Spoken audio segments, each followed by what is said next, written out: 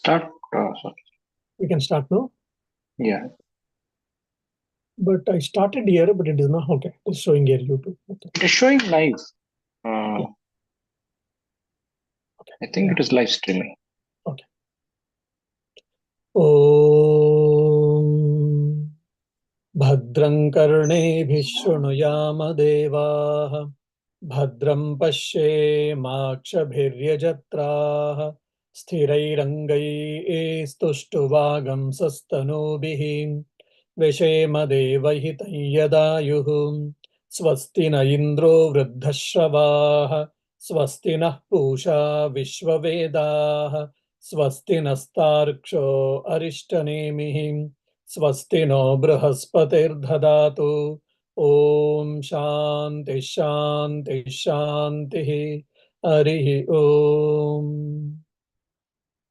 Dear devotees, as I was telling in the previous class, now we are actually the second chapter. We had two mundakas, two sub-chapters. That is the central core of the central teaching of the Mundaka Upanishad. So whatever the Rishi has to say, he has conveyed already. He conveyed Brahma Satya Jaganmitya Jivo Brahmaiva Naparha. In the first Mundaka, in the second Mundaka, first Kanda, that is a canto, he told Brahman is real and the world is an appearance. And in the second canto, that is in the second Kanda, he told Jivo Brahmaiva Naparha. Essentially, there is no difference between individual self and supreme self. Now, in the third chapter or third Mundaka, we have got two sub-chapters. Here, the author will be he will be consolidating the ideas which has been discussed in the second Mundaka. This we have to keep it in our mind. Now, whatever he discusses, that can be listed out in as a four items or 4 points. He will be discussing about the Atma Swarupa. Here, the nature of the Atman means it is one's own nature. It is my nature. It is my real nature. Atma Swarupa Gnanam, that is called Paravidya, the knowledge of the nature of the Atman. And Atma Swarupa Gnana Phalam, the benefit of self-knowledge. For example, you get a PhD. Once you get a PhD, you will get a job. Or you have been passed out from the IIT Kharagpur. Then your getting jobs will be much brighter. So for every action, we expect some results. Then by studying Vedanta and by experiencing what do I get, that has been told. And also Atma Swarupa Gnana Sadhanani. So what are the means, the path or the ways to achieve this Atma Swarupa Gnana? That is the self-knowledge. So one is Atma Swarupa Gnana, Atma Swarupa Gnana Phala, Atma Swarupa Gnana Sadhanani. So that means very clearly you can understand here, the Rishi is telling very clearly what to be attained, what is my real nature regarding that knowledge, and what is the benefit, and what are the means by which I can attain the Atma Gnana. So how one can put into practice this self-knowledge or attaining self-knowledge is also has been told here in the Upanishad. For that, Vasuparna, Sayuja, Sakhaya, this we discussed already the first shloka. So here the author is giving a very figurative or a very poetical imagination. So imagine there's a peepal tree, Ashwattha Ruksha, peepal tree. On the peepal tree, there are two birds. One bird is sitting simply as just like a witness. Neither it is making any sound, nor it is happy, nor unhappy, no reaction, but just it is a witness. The other bird, with the nature of restlessness, it is trying to eat pipila, that is the fruit which is available in the peepal tree. Sometimes the fruits were sweet, so it enjoyed, it relinquished, and sometimes, other times, the fruit was bitter or sour or bitter. So when the bird enjoying the sweet fruit, it was relinquishing, it was happy, it was expressing its happiness. and when it was either sour or the bitter, then it was not happy. It was displaying the, what do you say, morose face. While eating the fruit, the bird once in a while it is to see the other bird. The other bird is not eating anything, but just it is keeping quiet. It is very calm. It is very composed. It is very, what do you say, blissful in nature. It looks like. The other bird once in a while it is to see towards the bird which was sitting in a composed nature, and but at the same time it was enjoying and suffering from the while eating the fruits. So while doing this action, slowly, the bird which was enjoying the fruits or experiencing the fruits, it came near the other bird. And when it approached the other bird, it understood that it is my own reflection, or I am the reflection of that bird. Essentially, there is no difference between me and the other bird, which was sitting in the composed nature. So this is what explained here. So who are these two birds? The bird which had a composed nature, which was played or which had taken the role of witness, is what Paramatma, we can say, or the original consciousness. And the bird which was experiencing the fruits, sometimes happy, sometimes morose, it is called Jivatma, or individual self. So the Paramatma, or the supreme self, or consciousness, from the Vedantic point of view, it is called original consciousness, component number 5. So these numbers you should remember, because often I will be referring to this. Component 5. Then what are the other 4 components? Component 4 is what? The reflected consciousness. The component 4 is the reflected consciousness. Drugdrisha Viveka, many of you have attended my classes, so you should be able to remember now what is reflected consciousness, Chidabhasa. Then component 3, that is called Karana Sharira, ignorance. Then component 2 is what? Sukshma Sharira, subtle body. Then component 1 is Stula Sharira, physical body. So the Jivatma, the individual self, or the embodied self, is component 1 plus component 2 plus component 3 plus component 4. The component 5 is original consciousness. So this you should keep it in your mind. So that people tree is nothing but the body. Ashwatha. Shva means tomorrow. Ashwatha means tomorrow, whether it stays or not, we do not know. So it shows its temporary nature. Tomorrow means not immediately tomorrow, in future. So the Ashwatha tree here is symbolically representing our own body.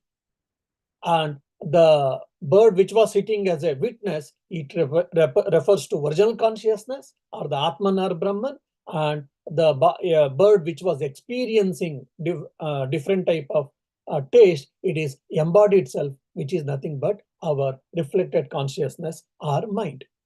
So having this as a background, let us try to go to the second sloka. Samane vrukshe Purusho nimagno anishaya shochati muihamanaha justam yada pashyati anyamisham asya mahimanam iti vitashoka. Again, it is a very, what you say, very beautiful sloka. On the same tree, the individual soul remains drowned, as it were, and so it moans, being worried by its impotence. When it sees thus the other, the adored Lord and his glory, then it becomes liberated from sorrow. Now, samane vrukshe, on the same tree. On the same tree means what? Here, the same body. There's only one body. In that body itself, the embodied self and the real self, or the original consciousness and the reflected consciousness, both are existing in the one body. So samane vrukshe means on the same tree means in the same body. Okay, Purushaha. Purushaha means here the individual self. So who is that individual self? That is reflected consciousness, or the embodied self, or the Jivatma. So here Purusha means it is not the exactly just self. So the word Purusha is used differently at different times. So we have to be very clear. Purushaha nimagnaha. Nimagnaha means drowned in the water or sunken. Means he is suffering. So nimagnaha means he is suffering. Why is he suffering? Just like the bird is enjoying the fruits, sometimes bitter fruits, sometimes sweet fruits, and it is experiencing happiness and it is experiencing sorrow. So similarly, the individual self or the reflected consciousness, he has been identified himself or herself with the physical body, with the mind, and with the sense organs. And it is feeling that he or she is feeling that aham karta, aham bhokta. I am the doer and I am the experiencer. So because I am performing actions and actions are producing results, some are favorable, some are not favorable. When there are favorable circumstances, situations, or when we get success, when we get profit, I am very happy. And when we have to face challenges, obstacles, unfavorable circumstances, or the loss, then I am morose, I am unhappy. So I have tossed between the dualities. When there is a pleasant weather, I am happy. When there is either extreme hot or extreme cold, again I am unhappy. When I'm praised, I am happy. When I am blamed, again I am unhappy. So I have tossed between the dualities. So I am suffering. Why? Because of aham karta, aham bhokta. Or in other words, ahankara and mamakara. Me and mine, or I and mine. And because of that nimagna, because of this drowned state, or because of this ignorant state, such person's state is what? Anishaya. Anisha means helplessness. I am helpless. Why? Because I'm tossed between these dualities. Now, at least most of you have heard something, some information, some knowledge about the Vedanta. So all of us, we know that I am not the body, I am not the mind, I am not the ego, I am the self, indestructible self. I know that, but still I am feeling helpless. When one small message comes, it disturbs my peace of mind. My peace becomes pieces. Hare, yes, just now I heard that I am the self. Self, I am the Brahman, I am the Atman, I am the subject and not the object. Now, even I am aware that I am the subject and not the object. So nothing can taint me, nothing can disturb me, I know that. But still that message is making to make to put very inscrutable pain sometimes. We are suffering, we are struggling, we are tossing between all these things with the ups and tides of the life. So we are helpless. There's a helplessness for the embodied self, for the individual self. Because of this, what happens? Because of this helplessness, shochati. Because of this helplessness, a embodied self is morose. Morose means it may not be all times, but many times. Many times, I mean, recently, a lady was telling, I really feel sorry for her. What is that? They have got a money. They have no problem with money. They don't have any other problems. Security, for an example, they have got a good house. They have got enough property. They have got enough, what do you say, money. And there are workers also to take care of them. I mean, workers in the house. They need to cook. They need to wash. They need to clean the houses. Anything. Only her feeling is what? The old people, they have got a son and daughter. Both of them are also well settled. They are living independently. So either son or the daughter or daughter-in-law or son-in-law or the grandchildren, they are not caring for them. Just these old people, they want the love from the children and grandchildren. So children and grandchildren, they say that we are busy, we are saying hello to once in a while, but we can't sit with you. And the old people are expecting that love and affection and care from them are nothing else. Everything they have got, but still they are suffering. So that means when you have the world dependence, we have to depend on the world for our existence, no doubt. For our food, cloth, and shelter, for our basic necessities, we have to depend, no doubt. If you depend more than that, then you have to suffer. After knowing all these things, we are depending on world. Why? For our enjoyment, for our security, and etc. Why? Because of the ignorance. And because of the ignorance, we are experiencing the helplessness. And because of this helplessness, I am experiencing the sorrow. And our children doesn't listen to us. Parents complain. The children say, my parents are too much do bossism. That's what the children are also not happy. Parents are saying that we used to listen so much to our parents. We were so obedient to our parents, and they are not happy. Children say that unlike in other houses, in our friends, in our relatives' houses, the parents are so liberal, but our parents are too strict, and the children are unhappy. Now, who is right? Who is wrong? It is very subjective. So similarly, especially on the lighter side, I say, oh Swamiji, you are very happy, you are very lucky. Why you didn't marry? I also say, yes, that is true, but who asked you to marry? Oh, my father said, my mother forced, and all. They keep on saying on the lighter side. I say, before marriage, you had a choice. After marriage, you don't have a choice. Better to accept and go further. So like that, so many things we keep on getting, but sometimes we have to accept, sometimes we may have to transcend. We don't understand where we have to accept, where we have to transcend, and we are confused, and we are in the state of helplessness, and we are suffering. And because of that, what happens? Anisha, then Shochati, Muihamanaha. Muihamana means being worried, delusion. What happens to me tomorrow? I don't know. Because today I heard that someone had a cardiac arrest and passed away. He was so good. He was so healthy. There was no, what you say, any sign at all, but he passed away. So tomorrow what will happen to me? I don't know. Abhinivesha, fear of death, fear of loss, fear of reputation, fear of losing my kith and kin, fear of losing my friends. So there can be so many types of fear and so many types of concern. So muihamanaha, being worried.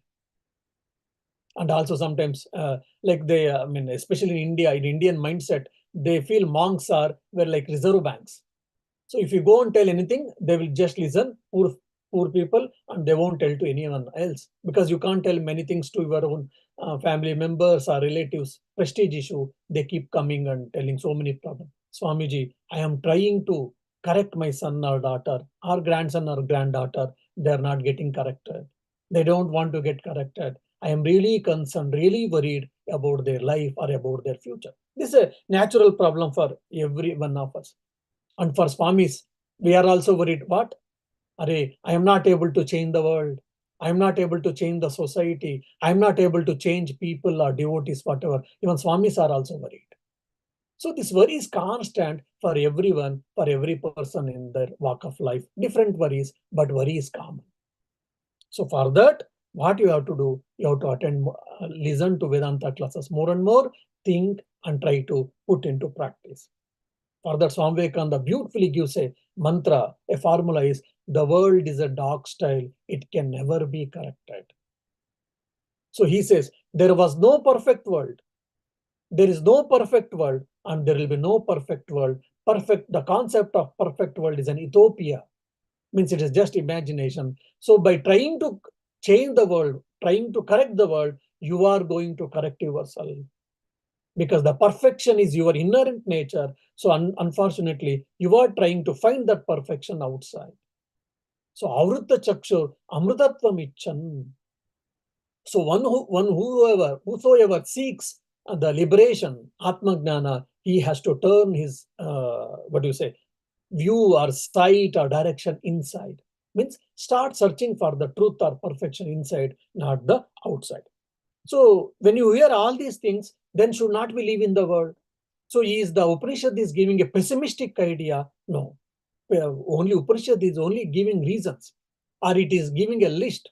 An embodied soul, an ignorant self, what is happening for him? And why is it happening? They are only giving the facts and figures. Then what happens? Then what to do? How can I get out? Okay, you said Nimagnaha, I have been drowned by this world and its afflictions, fine. Anisha, I have been, hell, Experiencing the helplessness, okay, accepted. Shochati, I have been worried or concerned, okay. Muhyamanaha and shochati, I'm grieving and I'm being worried. Okay, you all gave the problem, fine. You explained my state. Then how can I get over from this? How can I get rid of these things? How can I be happy, blissful at all times? If you ask, they say, yes, there is a chance for you. How? Justam yada pashyati anyam isha. Isham, there is a Lord who is beyond hunger, beyond thirst, beyond sorrow, beyond delusion, beyond death, who is complete in its nature, who is perfect in his nature. Isham, so Justam, there's an adjective for this Isham, or one more nature also you can say take as a Justam. Justam means the adorable one. He is perfect or is fit to be worshipped because he is Nitya, Shuddha, Buddha, Mukta Swabhava. His nature is Nitya, eternal. Shuddha is very pure, is taintless. Then Buddha is a wise person, is in what do you say? Buddha, enlightened ones. Nitya, Shuddha, Buddha, Mukta, and is free person. Is not bound, is free person. That is his real nature. Justam. And Isham. Yada Anyam Pashyati.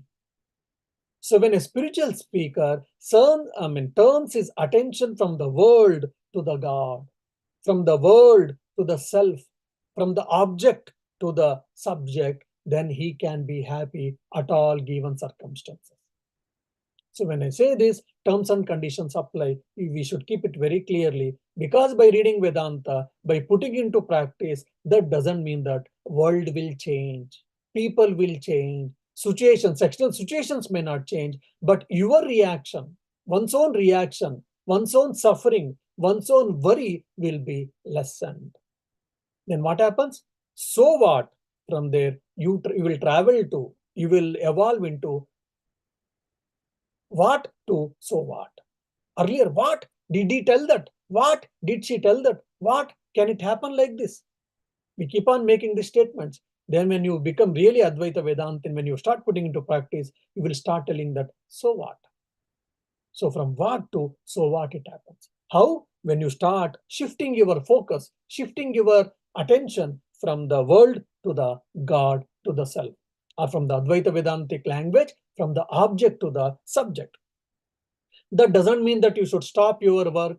That doesn't mean that you should stop your responsibilities. You should get away from your responsibilities and etc. No, you continue your life, you continue your projects, you continue your actions, no doubt, but internally start getting detached from all these things. Just like you are having a mobile, use the mobile as an instrument for communication for all the transactions. But because my screen guard went bad, so I am morose. That means I'm attached to mobile. Use the mobile as an instrument, but don't get attached to mobile. So similarly, stay in the world, but don't get attached to the world. Padma Patram Vivambasa.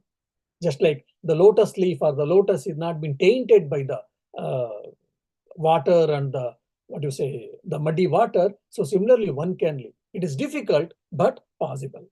And how you can do? Shift your attention, shift your focus from the world to the Atman or the self. Why? Asya mahimanamiti vitashokah. Asya mahimanam. His glory is in the form of virginal consciousness or in the form of the universe also. So that Isha is Mahimana. His glory is wonderful. Then once you understand, Nana Phala is told very clearly here, one who understands this, one who experiences this, iti vita shokaha. So iti means thus, actually, iti means this glory is indeed mine. I am also Mahimanaha. Why? Because I am also that self. I am also that Brahman, indestructible self. Iti, once you understand that I am the Justam, I am the Isham, when you understand Iti, when you understand, when you experience, what happens? Tada, then Vita Shokaha, he is completely liberated from the sorrows or worries. So completely to be in the double quotes. Why? Because today I'm hungry, I'm suffering. I got a food and today I'm happy. My worry got reduced. And similarly, I had a poverty, I got money temporarily, my problem got satisfied, taken care. I had a bad stomach, then I went to doctor gave medicines, stomach pain has gone, then I'm happy. So whatever the suggestions and solutions you get from the world is only temporary in nature. They give only temporary security, temporary happiness, temporary bliss.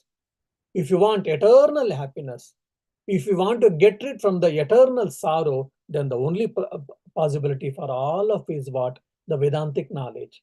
What is that Vedantic knowledge? I am the subject, never the object, not the object. That to be understood, thought should be understood, should be thought over time and again, and should be experienced it. How many times I should think? So many times you have thought that I am the body. You have thought you are body, you are mind, you are son of so and so, wife of so and so, husband of so and so, daughter of so and CEO of the company. You are an achiever, sport, athletic, what all things. So in so many upadhis, through so many limiting adjuncts, I have covered myself with so many limiting adjuncts. So that vrittis, all that vrittis should be replaced with atma vrittis, that I am the self, I am the self, I am the self. So basically, that ignorance has to be destroyed. Till then, Shravana, Manana, Nididhyasana should be keep on doing it. So basically, so how can be free from sorrows eternally is been explained in this sloka. What is the cause of the sorrow and how one can get clear or how can be free from the sorrow has been told very clearly. So disidentify yourself with the body, mind, and this world and objects, and identify yourself with the consciousness. Or if you have got a devotional mindset, then you can say that is identify yourself with the God. Why? Because I'm the victim of HAFD. Just I'm giving this code as a remembrance. H stands for helplessness. A stands for anger. F stands for frustration. D stands for depression. Because of the helplessness, many times I get angry. Because I'm not getting whatever I want, I'm angry. Because of these two things, I am frustrated and I am depressed also. HAFD. This is what the nature of the world and its effects. So if you want to get out from this, then the Vedantic knowledge alone is the solution. So when you see all these things, there's also what you say underground a beautiful positive statement, promising statement for us. What is that? Life is a blessing. Life is not a burden. Swamiji, you yourself you said we are all embodied self. We are having a suffering. We are have been worried. We have been sunken and all these things. And now you are saying that life is a blessing. Yes, when you have been attached yourself to the body, mind, and this world, life is a burden. But when you start thinking that let me get away from this, then this life is a wonderful chance, wonderful opportunity for us to do spiritual exercises, to do meditation, to do thinking, reflective thinking. By doing that, one can be liberated. So if you start doing spiritual practices and try to get away from this, then life can be a blessing. Life is a wonderful opportunity for us to reach our goal, reach our real nature, reach our source. The same idea or the similar idea has been elaboratedly presented in the third sloka. Let us try to see. Yada pashyate rukma varnam kartharamisham purusham brahma yonim tada vidvan punya pape vidhuya niranjana paramam samyamupaiti. When the seer experiences the Purusha, the golden colored, who is creator, the Lord and the source of the inferior Brahman, then the illumined one completely shakes off both merit and demerit, becomes taintless and attains absolute equality. So Atma Swarupa Gnana Phala, both are explained in this loka. Yada Pashyaha, when the seer, Yada, when Pashyaha, the seer or the knower. Who is the seer or knower here? Means the Vedantic student. Who is that Vedantic student? Means one who is well understood, at least intellectually, that I am the self, I am not the body and mind. I am the subject, I am not the object. Actually, I am the component 5. I am neither component 1 nor 2, nor 3, nor component 4. He is the Vedantic student according to here. So such a Vedantic student is considered as the seer or the knower. So when he advances in his Vedantic journey, what happens? Rukma Varnam Pashyate. Pashyate, actually, Pashyati it should become, but in Upanishad they have used the Pashyate. Means one who sees the naturally self-effulgent ones are the golden colored ones. When you see a rising sun, it will be golden color. So beautiful, isn't it? So similarly, when you experiences your real nature, that is that I am the Atman, Aham Brahmasmi. So Rukma means gold. That's how Rukmini. Rukmini means one who had a plenty of gold actually.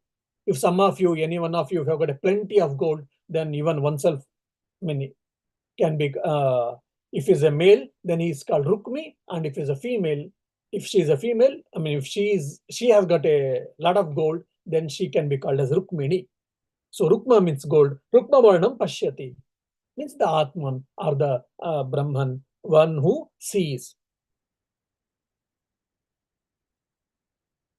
Kartaram Isham Purusham Brahmayonim. So one who experiences the self, what he understands? Kartaram.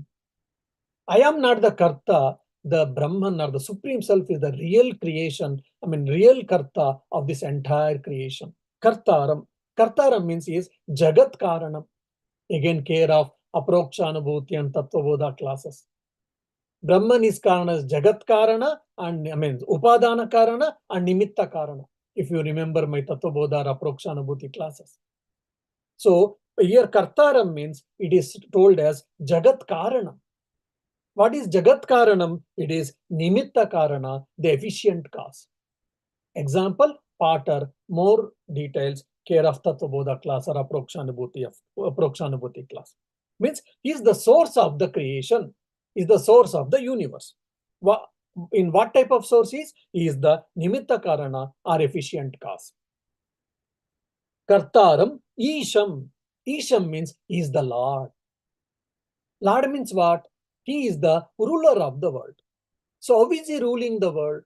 He is creating, he is sustaining, he is maintaining, and is also the cause for the solution and dissolution of the world. And not only that, he has created the moral law of the universe, which is called Rutam. Rutancha Swadhyayancha Pravachanacha. In Taittiriya Upanishad, we all tell that. So the Ruta, cosmic moral order, has been created by this. For example, if you have got a company, we have got so many norms, do's and don'ts, rules, regulations, all these things. We will have our own system. Based on that system, we will be running the office or a company. So similarly, he has created this world. For this world, he has created also such a moral order, universal moral order. Based on that, the universe is going on. So he, by creating the world, maintaining and dissolution, and also this creating this world order, world cosmic order or moral order, Rutam, he is ruling us. And Isha is ruling also, he guides us. So many other meanings also can be given. Kartaram, Isham, Purusham. Now, Purusha actually has got two meanings. One is Purayati Sarvam iti Purusha, which is all-pervading one, is also called Purusha. Then one Puri Shayanat Purusha, one which is available in the body is called Purusha, that is embodied self. So when we use word Purusha by the philosophical works or the Upanishads or in other places, we have to be clear from which angle or from which meaning they are using the word Purusha. So Puri Shayanat Purusha, one who is residing in the body is called Purusha. Purayati Sarvam iti Purusha. One who is all-pervading is called Purusha. So that Purusha is what? Like Ishvara or the Brahman. Now, here, Kartaram Isham Purusham. Purusham means here, Pura iti Sarvam iti Purusha. One who is the all-pervasive one. We should take that meaning here. One who is the all-pervasive one. There is no place where there is no God. There is no place where there is no consciousness. Brahmayonim. Brahmayonim means one who is the source for Brahma. Means one who is the source for Brahma means the Brahma means here Chaturmukha Brahma. Chaturmukha Brahma is considered as Hiranyagarbha. Ishvara, Hiranyagarbha, and Virat. If you have known Mundaka Upanishad, you'll be knowing these terms. Ishvara, Hiranyagarbha, and Virat. The Hiranyagarbha is called as Chaturmukha Brahma. So the Chaturmukha Brahma has been created by this Brahman actually. So that's why they have used inferior Brahman. What is this superior Brahman or inferior Brahma? Inferior Brahma means what? From Niraka Nirguna Parabrahma, this Sakara Saguna Brahma or Chaturbhuka Brahma, the Lord of creation, has come or is the source. That's what we stood. And one more Brahma Yoni means it is Upadana Karana.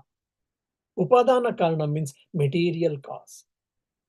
So in the Jagat Karana, it is Nimitta Karana. It is efficient cause. Here Brahma Yoni means it is Upadana Karana. It is the material cause.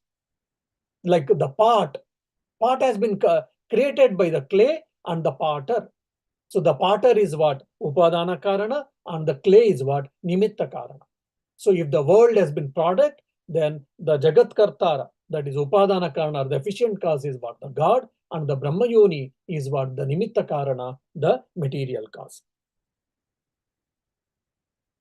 Tada, then, so when you understand, when you experience the Rukma Varna, when you experience the self, and when you understand that the Supreme Self is the actual, the Jagat, he is the source of creation and he is created and everything is been done by that self. When you understand, tada, then, when this knowledge dawns in your mind, what happens? When that knowledge dawns in your mind, tada, vidvan, then you are called as vidvan.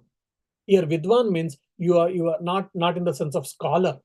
Here, vidvan means the experienced one who has established in the truth, one who has experienced the truth, and one whose knowledge, ignorance has been completely destroyed. Vidvan, punya pape vidhuya.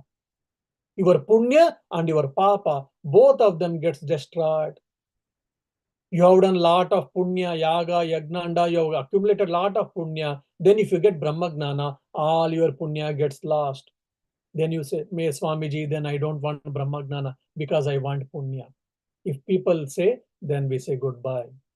So once you get Brahmagnana, your punya papa, everything will be nullified, everything gets destroyed. Means because there will be no more birth for you. So whatever prarabdha karma is there, you have to experience, no doubt. No sanchita karma, no agami karma. So all your merits and demerits, punya and papa, will be completely destroyed. That means you don't have any seed for the saplings. For example, you had some in a pot, you had some seeds. All your crops got destroyed. In your house, there was a pot. In the pot, there were some seeds. So again, you can use for next crop. But if you don't have anything in your house and whatever the crops was there, everything completely destroyed, then what to do? You don't have anything. So when you get a Brahma Gnana, your all Punya Papa, Karma Phala gets destroyed. When Karma Phala gets destroyed, then there is no cause, then there is no reason or cause for your next Janma, for your next birth.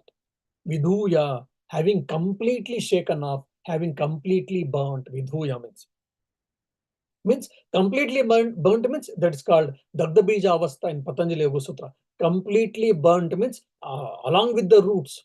For example, there are weeds in the grassland. We remove from the above thing. Then when you get a water or in some days, again that weeds grow. Why? Because there were roots. But if you remove from the roots completely, then you can, then there will be no more weeds from the same connection or from the same source. So Viduya means completely removed. Beru Saita we say in Kannada, even from roots. Then such a person's nature will be what? Niranjana. Niranjana means he is completely free from suffering because he is taintless, he is pure. Here pure means he is free from sin, he is free from ignorance. He is completely pure means he is free from ignorance. Upayiti means he attains, he achieves. What does he achieve? What he achieves? Niranjana, one is that, the other is Paramam Samyam, absolute equality. Paramam Samyam means absolute equality. What do you mean by absolute equality? Means absolute equality means it is non-duality. What is means non-duality? Means there is only one thing, that is, there are no two things. There is only one thing which is called self or Brahman or Atman, whatever you say. So there's only one, and you will understand that. So Vedanta Phala or Gnana Sadhana Phala again has been told very clearly. So once you experience the self, you will understand the reality, the facts, and also you will not be tainted, you will be a free person, and you will be happy, and you will be established in the non-duality, and your punya papa gets completely removed or burnt. Then you are a completely free person. The same idea has been told also in the next sloka. So probably I will not go detail, just I will will have a quick glance. Prano hesha yah sarvabhuter vibhati vijanan vidvan bhavate nativadi atmakreda atmaratihi kriyavan yesha mahavidam varishtaha. This one is verily the vital force which shines divergently through all beings. Knowing this, the illumined man has no further occasion to go beyond anything in his talk. He disports in the self, delights in the self, and is engrossed in effort. This one is the chief among the knowers of Brahman. No prana. Here prana means the vital force of all the forces. Prana hi eshaha. The supreme self is the vital force of all the forces. It is the source of all the energies. It is the source of all the forces. Vibhati shines the knower. The supreme self, or one who understands, one who experiences that it is the source of all the creation, source of all energy, it shines. Here shines means actually it is knowing, actually the knower means. And also you can say sarva, I mean he is the omniscient, we can say. Okay, so he is sarvabhutaihi vibhati. He is the knower of all beings, means he knows everything, and he resides in every being. Sarva bhutantaratma. Sarva bhutantaratma word is also, we have listened that. He stays, he resides in every being. There is nowhere where he doesn't reside. Vidvan, again, an illumined soul. Vijanan, after knowing this, what is that? All pervading self as his own self. Whatever sarva bhutaihi vibhati, he shines in all beings. Okay, he and I are not two things. There are no two different people, no two different things. I and that all shining one, shining or all pervading one, both are one and the same. There's only one reality. So Vijanan, one who understands that, then na bhavati, does not become. What does not become? Ativadi, a tall talker, means a pseudo Vedantin. Probably if you remember the story I told, Rama Bhatta and Krishna Bhatta story. Sarvam Kalvidam Brahma he was supposed to tell, and he had the Krishna Bhatta had a clash with Rama Bhatta. So when he was telling Sarvam Kalvidam Brahma, he couldn't accept that Rama Bhatta is a Brahman. So he said, Sarvam Kalvidam Brahmam, Rama Bhattam Vina. Everything is in this world, everything is Brahman except Rama Bhatta.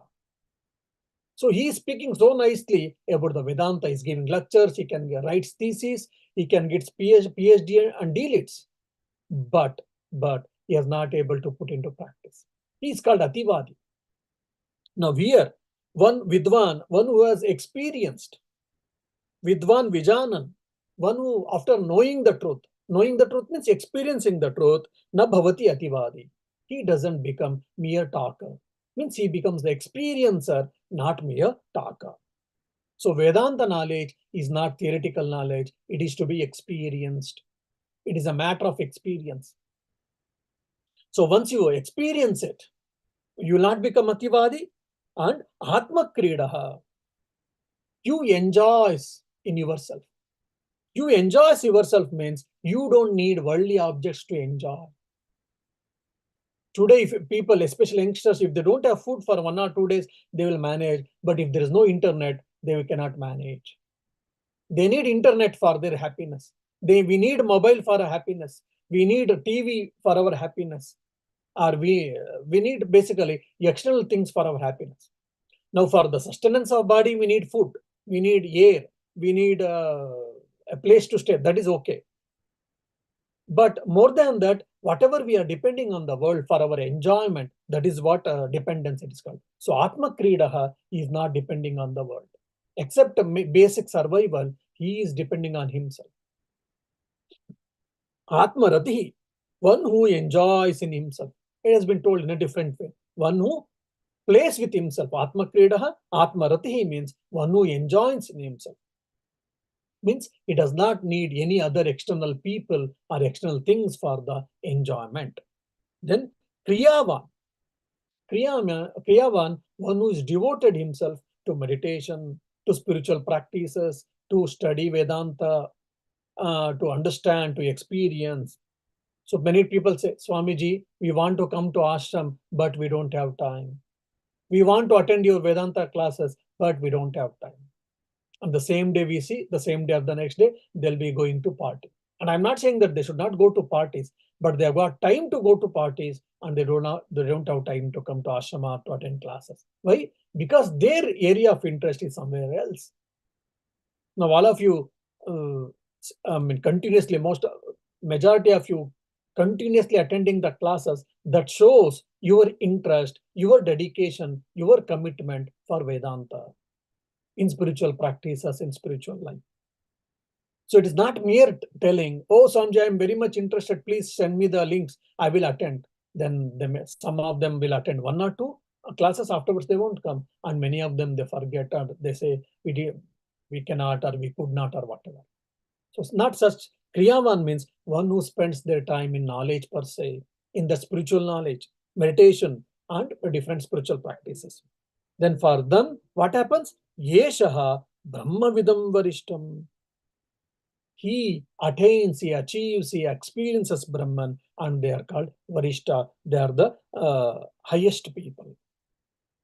So, how to attain what is a Brahman also has been told, and what should be and what will be the nature of such people also has been told. So he becomes Brahmavidam. He becomes the knower of the Brahman. He is Varishtaha. Varishtam means he is the supreme person. Supreme person means he is not the king, not the lord of he is not the mayor or the prime minister, president. He becomes supreme means what? He doesn't take any more birth and death, and he has attained his knowledge.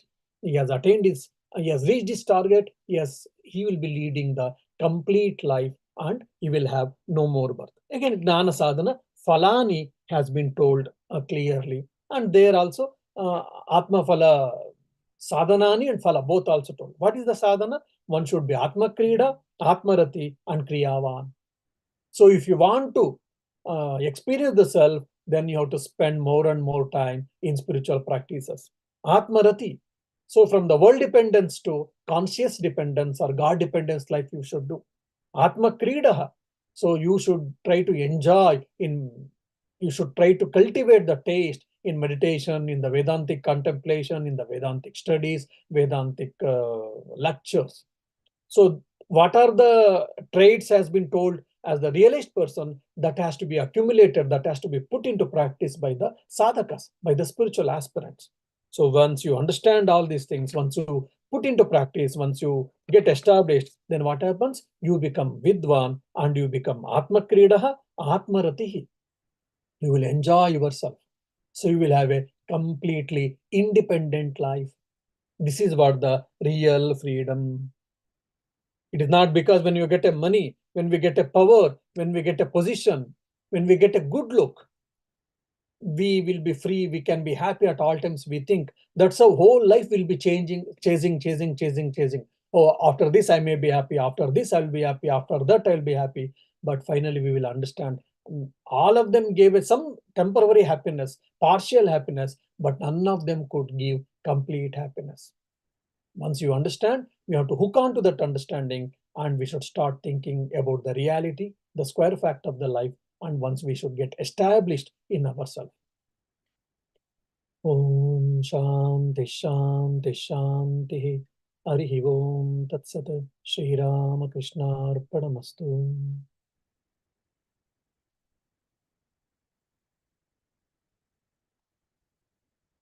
Yeah, any questions? Maharaj, I have two questions. Mm-hmm.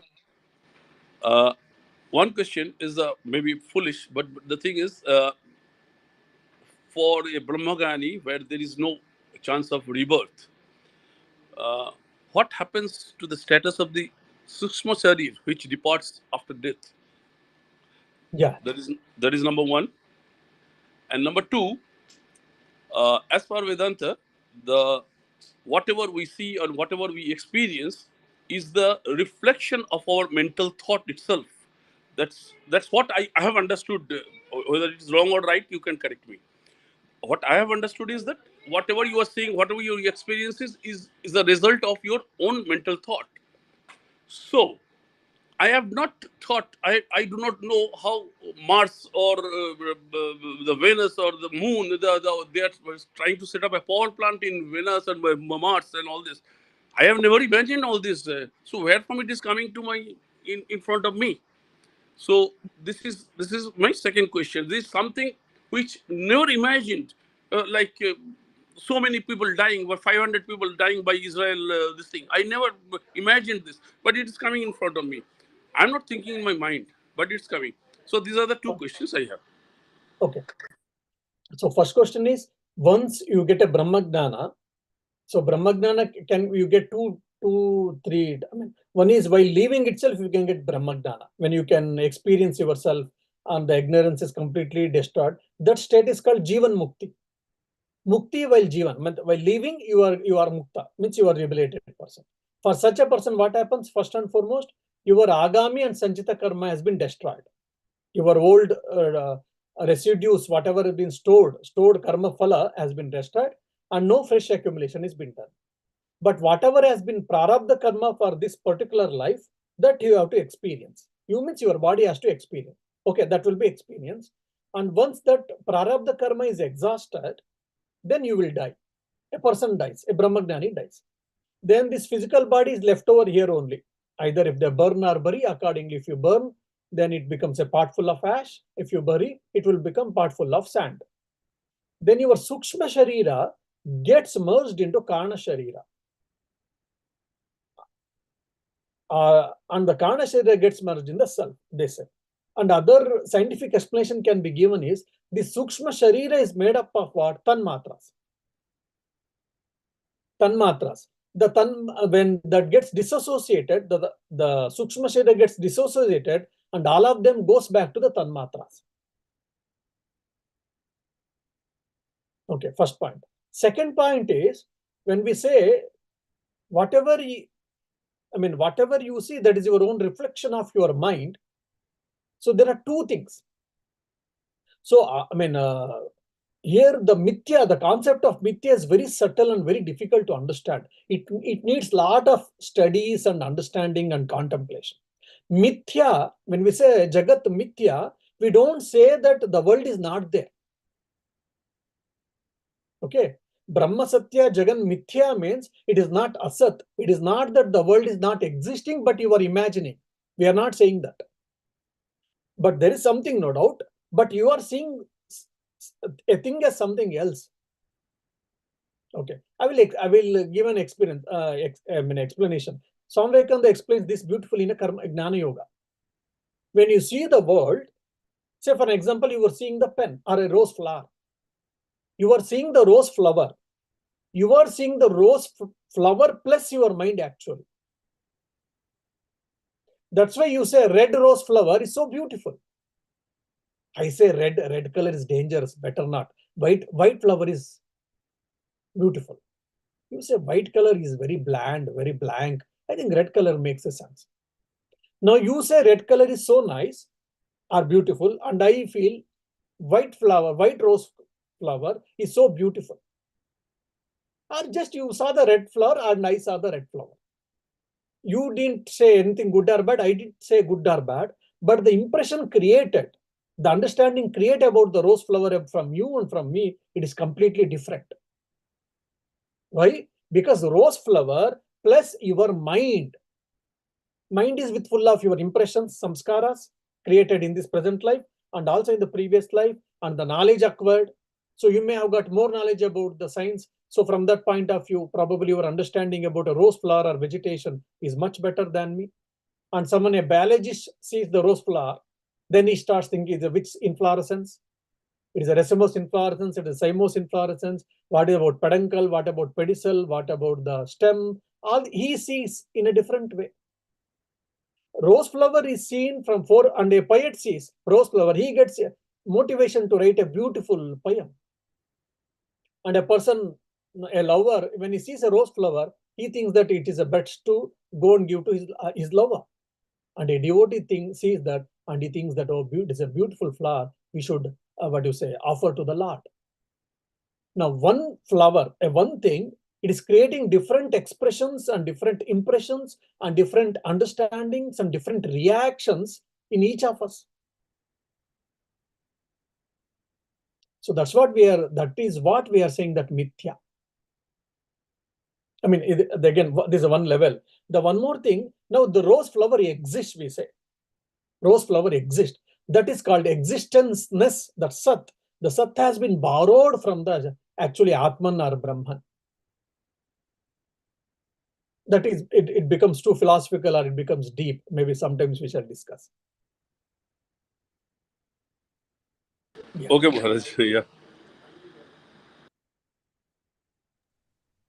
So the word mithya is very catchy word or very highly confusing word. It needs a good amount of time to study and to rethink.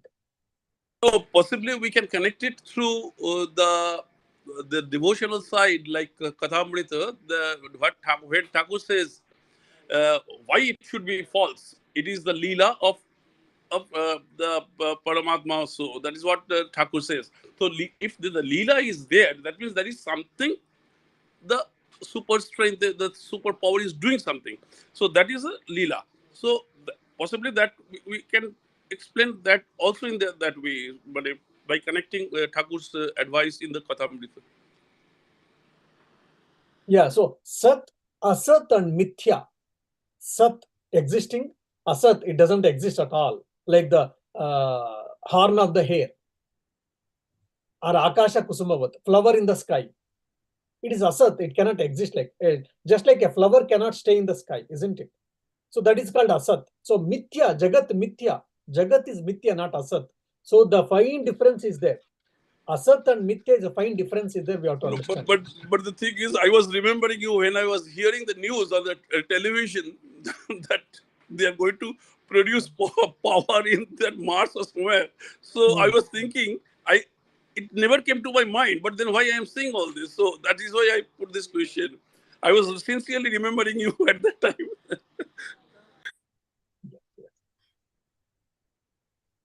Okay.